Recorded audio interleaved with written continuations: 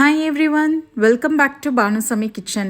நாம இன்னைக்கு என்ன ரெசிபி பார்க்க போறோம்னா நம்ம தாபாங்கள்ல கிடைக்கிற சிக்கன் மசாலா எப்படி செய்யலாம் தாங்க பார்க்க போறோம். மசாலாலாம் எதுவுமே அரைக்காம ஈஸியா இத நீங்க செஞ்சு முடிச்சிடலாம். இது ஒரு bachelors ரெசிபின்னு கூட சொல்லலாம்.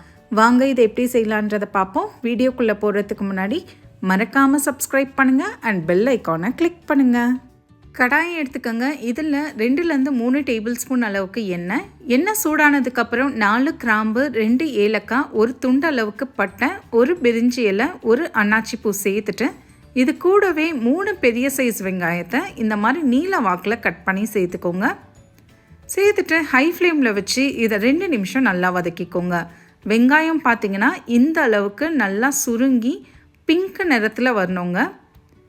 இப்போ பார்த்தீங்கன்னா வெங்காயம் நல்லா வதக்கியாச்சு. பாருங்கள் இந்த அளவுக்கு இருக்கணும். அடுத்து நாம் இதில் 1 கிலோ சுத்தம் பண்ணி வச்சுருந்த சிக்கனை சேர்த்துக்கோங்க. இது கூடவே 1 டீஸ்பூன் அளவுக்கு மிளகாய்த்தூள் உங்கள் காரத்துக்கு தகுந்தா போல் சேர்த்துக்கோங்க.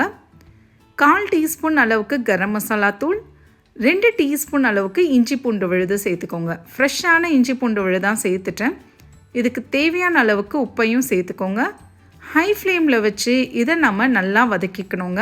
இது கூடவே ஒரு 1/4 டீஸ்பூன் அளவுக்கு மஞ்சப்பொடியும் சேர்த்துட்டேன். ஹை ஃப்ளேமில் வச்சு இதை 2 நிமிஷம் அந்த இஞ்சி பூண்டோடைய பச்சை வாசனை போகிற அளவுக்கு நல்லா வதக்கிக்கோங்க. ரொம்ப ஈஸியான ரெசிபிங்க. நீங்கள் தேங்காய்லாம் அரைச்சி எதுவுமே செய்யணும்னு அவசியம் இல்லை. ரொம்ப டேஸ்ட்டாகவும் இருக்கும். இப்போ பார்த்திங்கன்னா 2 நிமிஷமாக நல்லா வதக்கியாச்சு.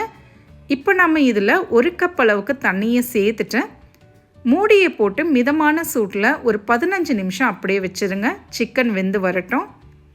15 நிமிஷத்துக்கு அப்புறம் பாருங்கள் சிக்கன் நல்லா வெந்திருக்கும். ஒரு 10லேருந்து 15 நிமிஷத்துலேயே வெந்துருங்க. இதில் நாம் இப்போ 1 டீஸ்பூன் அளவுக்கு தனியாத்தூள், 1/4 டீஸ்பூன் அளவுக்கு மறுபடியும் கரம் மசாலா கொஞ்சம் சேர்த்துக்கோங்க. இது கூடவே 1 டீஸ்பூன் அளவுக்கு சீரகத்தூள் சேர்த்துட்டு இந்த மசாலாவோட 1 நிமிஷம் நல்லா வதக்கிக்கோங்க. இதோடைய பச்சை வாசனை போகிற அளவுக்கு நம்ம வதக்கிக்கணுங்க. சிக்கன் பார்த்திங்கன்னா சின்ன சின்ன பீசஸாக எடுத்திங்கன்னா 10 நிமிஷத்துலேயே வெந்து போயிடும். பாருங்கள் இந்த அளவுக்கு நல்லா வதக்கிக்கணும். இந்த அளவுக்கு நல்லா வதக்குனதுக்கப்புறம் இதில் நாம் தயிர் சேர்த்துக்கலாங்க. ஒரு 50 கிராம் வரைக்கும் நம்ம தயிரை இதில் நம்ம சேர்த்துக்கலாம்.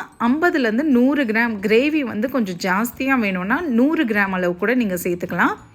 நான் இங்கே 50 கிராம் அளவுக்கு தயிரை சேர்த்துட்டு ஹை ஃப்ளேமில் வச்சு இந்த தயிரை நல்லா அந்த சிக்கனோட பிரட்டி விட்டுருங்க.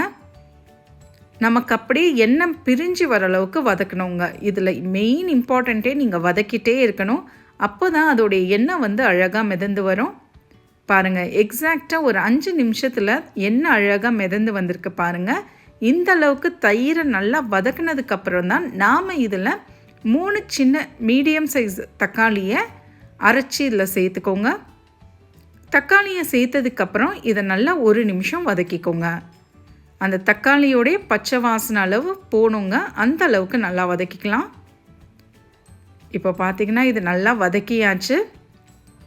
இந்த அளவுக்கு வதக்கினதுக்கப்புறம் இப்போ நாம் இதை மூடியை போட்டு மிதமான சூட்டில் ஒரு 5 நிமிஷம் அப்படியே வச்சிடலாங்க.